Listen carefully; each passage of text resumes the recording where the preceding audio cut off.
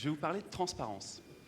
Et je vais vous parler de la transparence en général, que ce soit la transparence philosophique, la transparence en politique ou la transparence en technologie. La transparence fait naître une sérendipité. Et une sérendipité particulière, cette sérendipité, elle arme des foules qui s'en servent un peu partout sur Internet. Elle va détruire beaucoup des marques qui nous environnent, et elle va détruire les marques en s'attaquant à notre imaginaire. Parce que notre imaginaire, c'est le territoire des marques qui nous entourent. Je vais vous faire une petite démonstration. On va prendre un imaginaire, Vermeer, peintre baroque du XVIIe siècle, qu'on connaît a priori tous. Et là, vous avez une marque qu'on connaît tous aussi.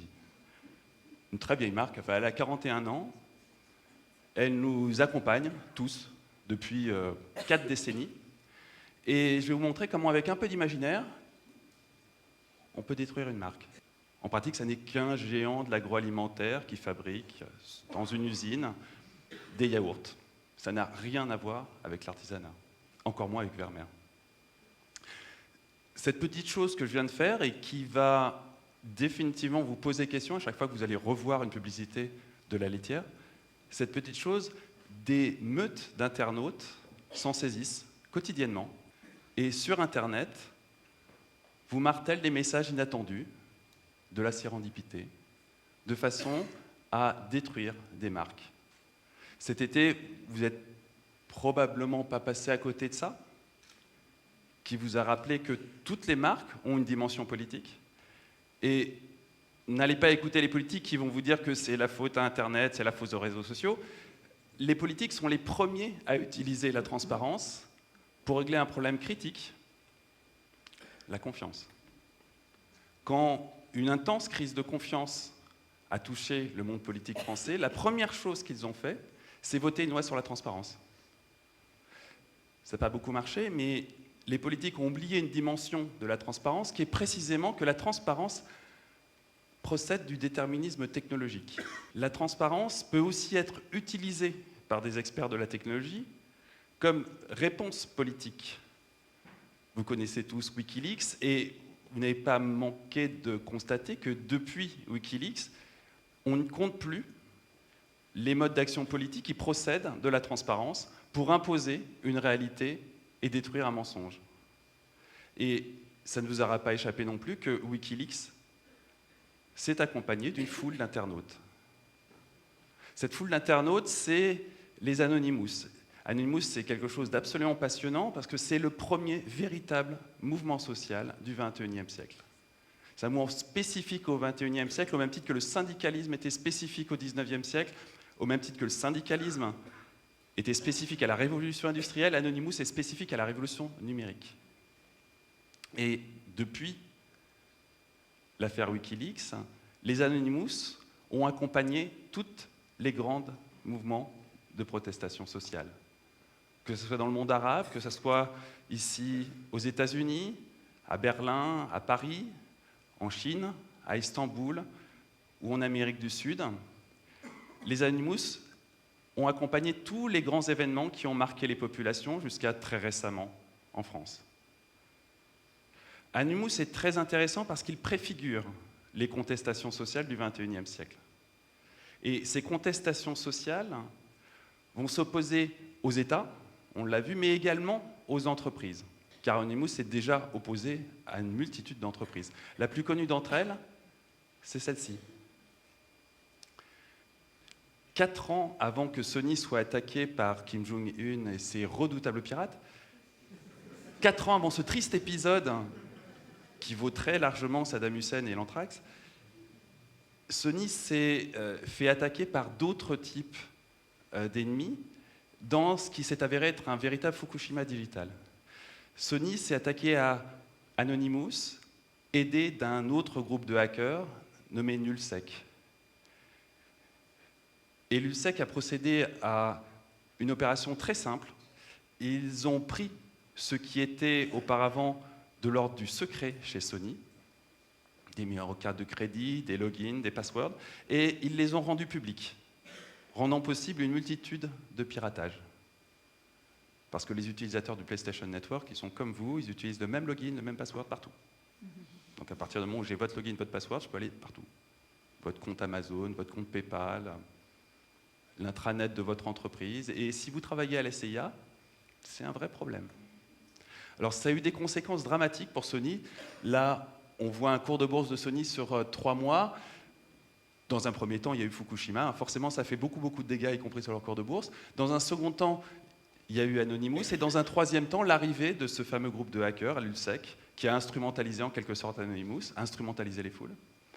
Si on compare ça au Nikkei, qui est l'équivalent du CAC 40 sur le marché japonais, vous voyez que dans un premier temps, Sony et le Nikkei suivent à peu près les mêmes courbes, et dans un second temps, ça décroche. Et si on fait le bilan, Sony a perdu 3,5 milliards dans cette période sur sa valorisation boursière, dont les 2 tiers sont imputables à Anonymous. Au final, ce Fukushima Digital aura coûté à Sony 1,7 fois Fukushima. C'est colossal.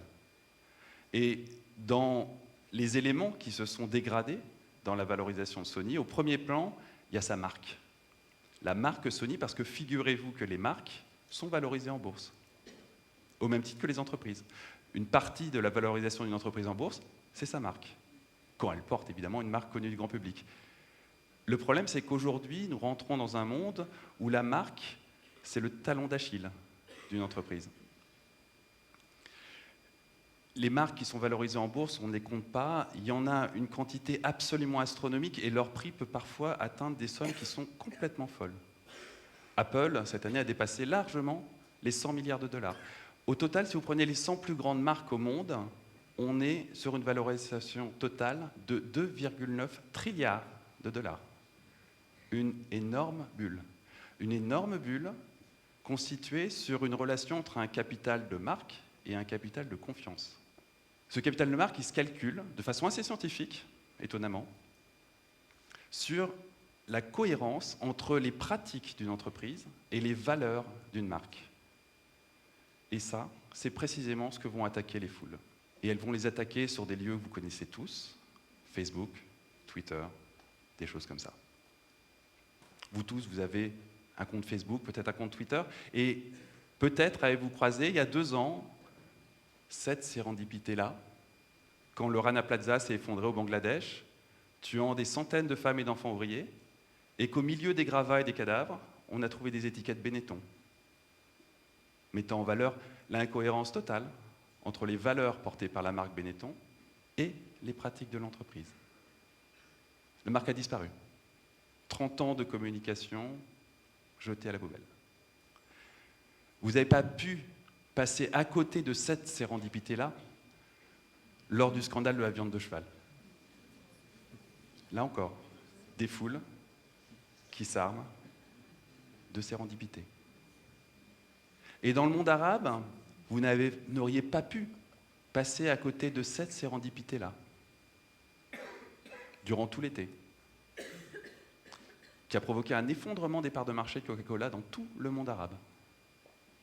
La problématique aujourd'hui, c'est qu'on est sur une entreprise qui est de plus en plus dans une relation avec sa marque qui est inspirée de Dorian Gray. On a d'un côté une marque publique, belle, jeune, dynamique. De l'autre côté, une entreprise qui est rarement publique, rarement jeune et rarement dynamique. D'un côté, on a des valeurs. De l'autre côté, on a des pratiques. D'un côté, on a un imaginaire de marque, de l'autre côté, on a une réalité. D'un côté, on a des consommateurs, qui sont une abstraction imaginée par des publicitaires, et de l'autre côté, on a des citoyens, vous, moi, nous tous. Personne ici ne peut être réduit à un simple consommateur, à moins d'une sérieuse lobotomie. La problématique dans laquelle on entre, petit à petit, c'est que cette frontière qui existe entre le public et le privé, dont on a tous constaté le déplacement avec Facebook et l'usage qu'en ont les adolescents, cette frontière, elle existe aussi pour les entreprises. Et petit à petit, le domaine du privé de l'entreprise devient de plus en plus public. Et sous l'impulsion de la foule, petit à petit, la vie privée de l'entreprise devient publique.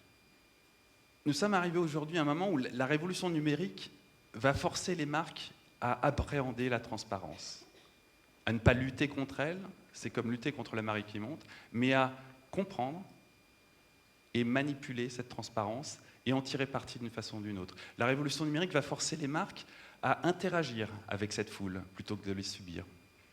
La révolution numérique va forcer les marques à intégrer cette fameuse sérendipité, à la faire sienne, à ne pas en être victime.